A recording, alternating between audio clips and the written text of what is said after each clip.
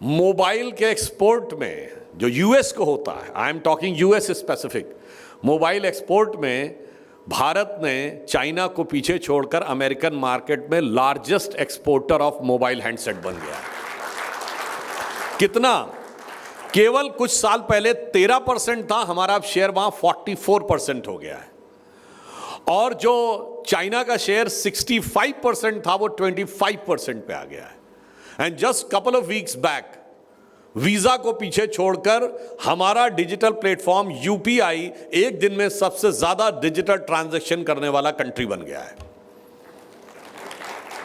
और फिर इतना ही नहीं है, just last month World Bank की रिपोर्ट आई है कि among all the major economies of the world सबसे कम इनइक्वालिटी भारत में है।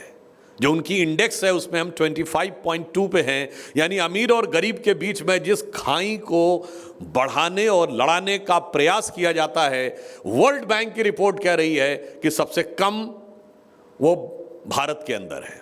और वैसे उसका एक और कारण भी है, सिर्फ हम दुनिया के इकलौते देश हैं जहां पर आपको कई ऐसे इंस्टीट्यूशंस मिल जाएंगे जहां साल में 365 दिन फ्री का खाना मिलता है।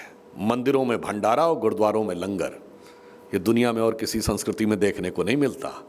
वहां तो लोग क्या कहते हैं, there can never be a free lunch, and if there is a free lunch there has to be poison in it.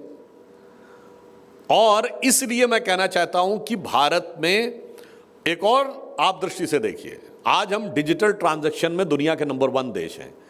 यही एक दौर था, हमारे एक फाइनेंस मिनिस्टर थे जिन्होंने फ्लोर ऑफ द हाउस पे खड़े होकर कहा था भारत में लोग कम पढ़े लिखे हैं, टेक सेवी नहीं है, how they can transform to digital technologies. आज हम नंबर 1 देश नहीं है। दुनिया के कुल डिजिटल ट्रांजैक्शन का 48% अकेले इंडिया में होता है, which is more than put America China together. आप याद करिए, जापान के प्राइम मिनिस्टर आए थे दिल्ली के खान मार्केट में, उन्होंने डिजिटली दिया था पेमेंट। इमैनुअल मैक्रोन फ्रांस के प्रेसिडेंट आए और जयपुर में चाय वाले को कुल्हड़ की चाय पीकर चाय का पेमेंट डिजिटली किया था। That's how India is emerging today.